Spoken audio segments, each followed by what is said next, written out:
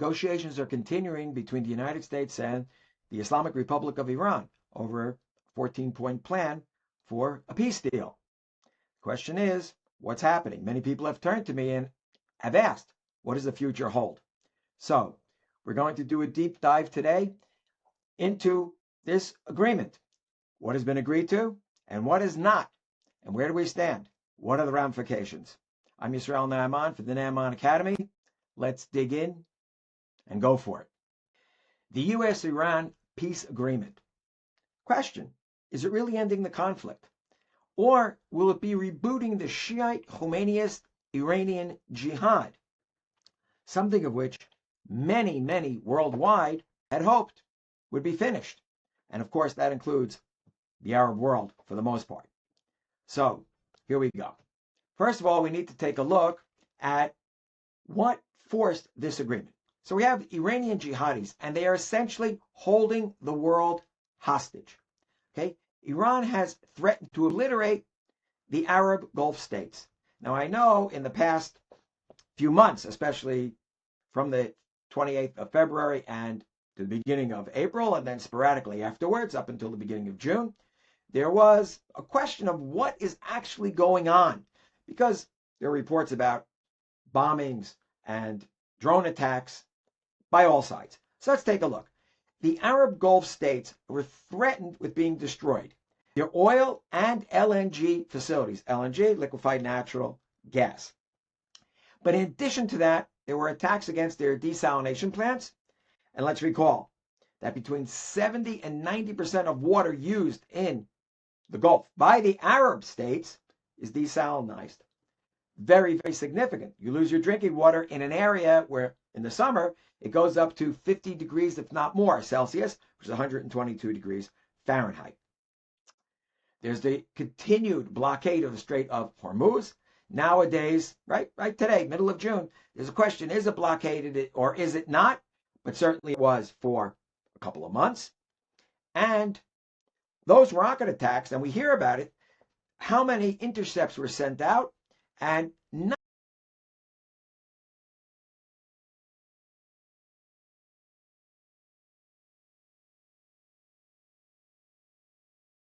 especially to energy facilities, and they did hit a few desalination plants as a warning, as a test, to show just how much damage can be done. In addition to all of this, it's not just the Gulf states. We know that the massive economic disruption worldwide should the Iranians have a full-scale attack against these energy facilities. 20 to 25% of global energy comes through the Persian Gulf. I have heard people say it's really closer to another 12% of world energy products, oil, liquefied natural gas, are shipped through there, would be cut off. So the Iranians, alongside of their allies, Houthis, would be holding the world economy by the throat. Let's take a look at who gets affected most. Right here, I'm just talking about what comes through the Strait of Hormuz. Okay, here's a few examples here. We speak of the Far East and the Indian subcontinent. Right, the dependency is between 50 to 70% on oil overall, and 60 to 80% LNG. If I break down just to a few of the major economies, China 35%, Japan 80 to 95%, India, the numbers, you can see that it's overwhelming. And this is what runs the world economy.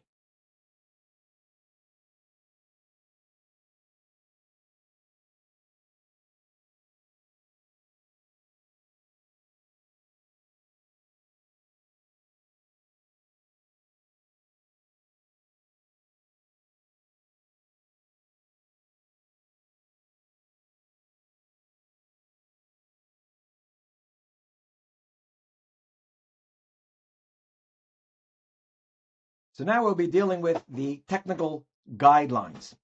What is the negotiation timeline? Formal 60-day window to finalize a broader treaty with options for extension. So we're talking about from the middle of June to the middle of August. And there are what we call conditionality clauses. Final stage talks will only commence, in other words, only begin after the maritime financing and export waiver clauses are successfully implemented. Talking about them later. But the point is that in essence, there's no oversight on anything the Iranians will be doing now. The UN will ratify this agreement, and it's expected to be eventually a final comprehensive peace agreement that is locked in by the UN Security Council. Now, we know that a resolution by them, it'll pass, but how much will they actually enforce? The agreement is to be monitored by both sides, the US and Iran.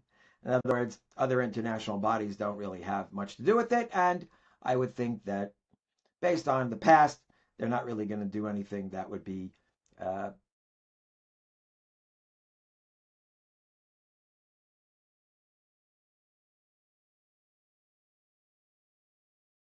than they had previously. So now we're going to talk about the outline of a peace plan, bilateral U.S.-Iranian relations.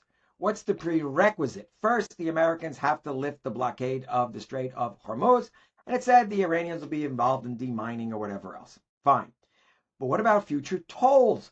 The Americans say, no, there's not going to be any charge. The Iranians say there will be. And if you look in the agreement, it's to be discussed in the future. You can imagine it's not something the Iranians are going to give up on.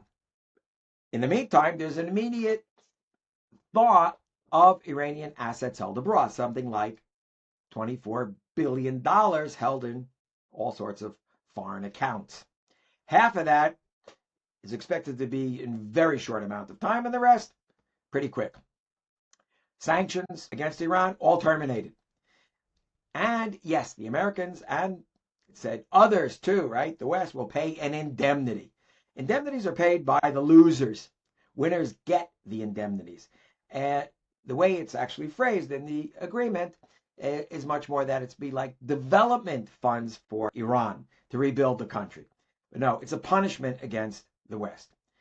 And as we've spoken about before, export waivers for oil, right? No standard financial, legal, or documentation rules apply. In other words, they can pretty well send anything they want anywhere. It doesn't really get tracked. Okay, interesting. And whatever funds the Iranians get, they can use it for any beneficiary they want, what's called an ultimate beneficiary. In other words, the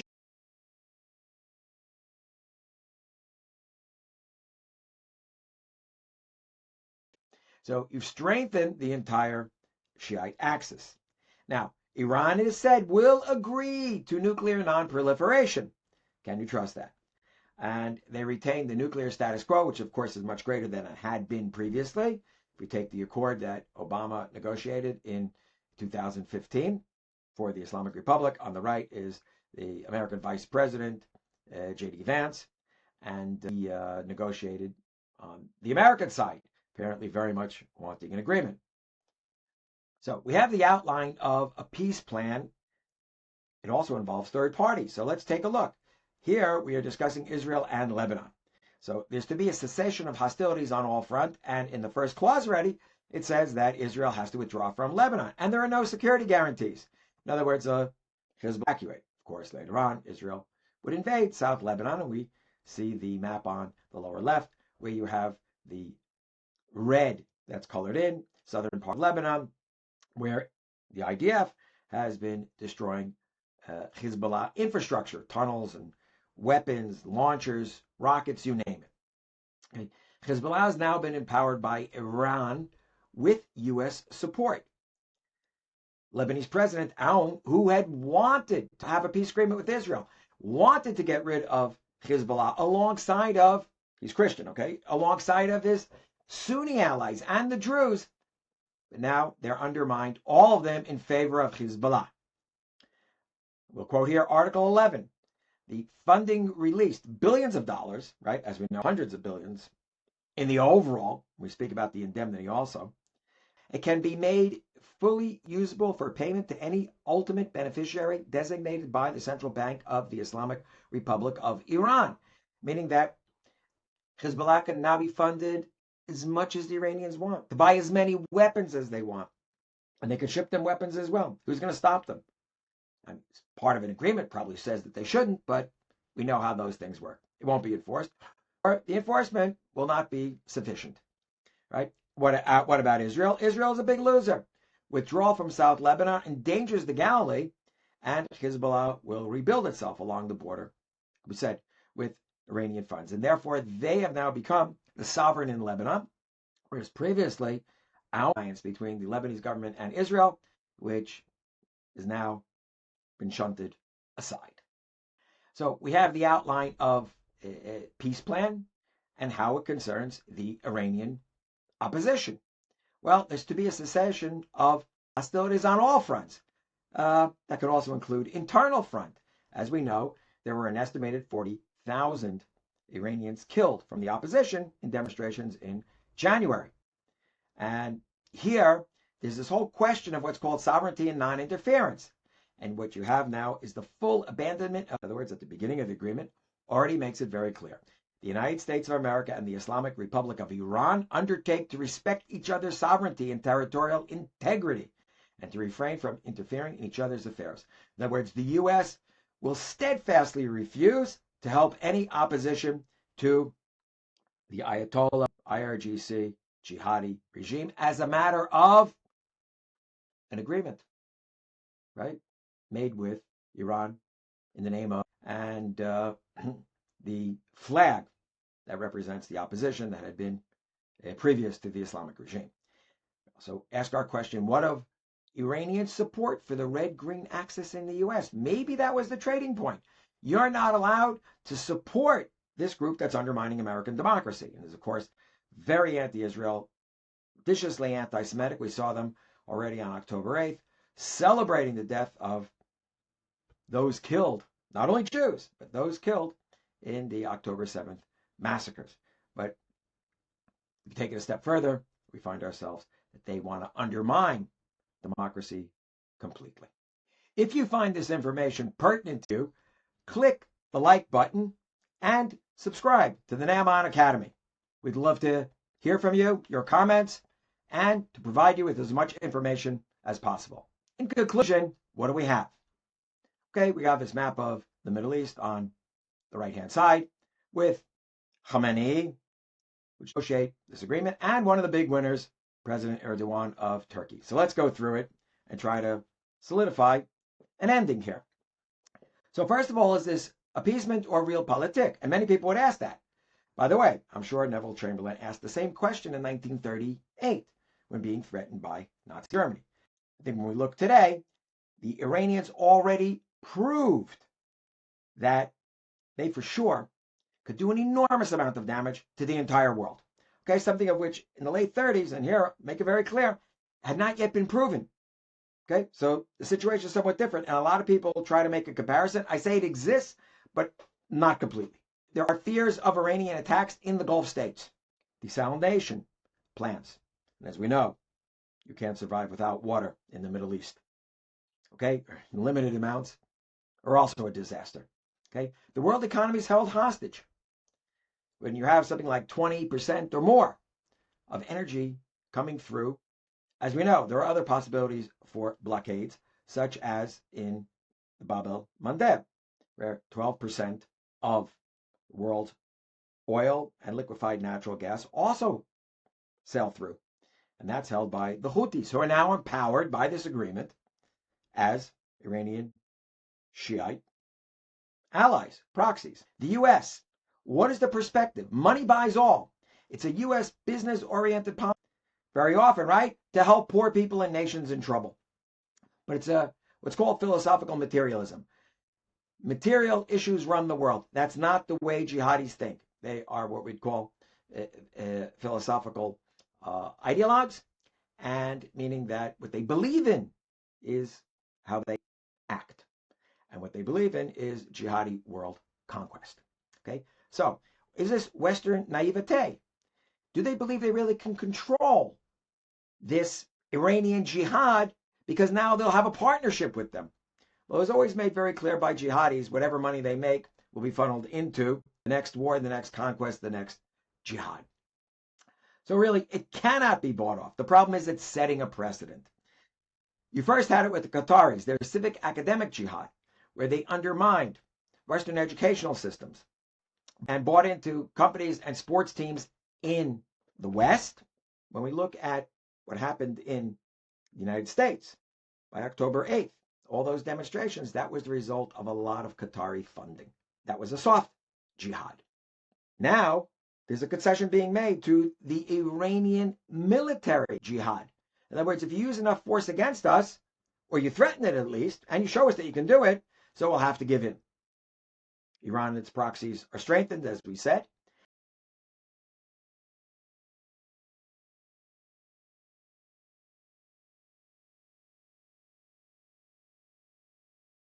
So a question does arise. What should the West have done? Get to that in a moment. Who else is a winner?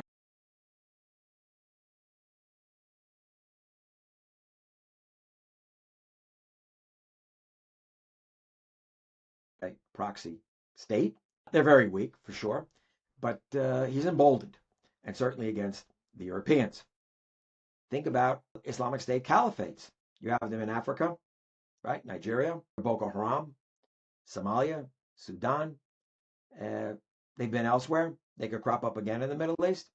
The more violence, the more slaughter, the more you threaten to destroy everything, they'll give in. Look, last time the Islamic State Caliphate was defeated by an entire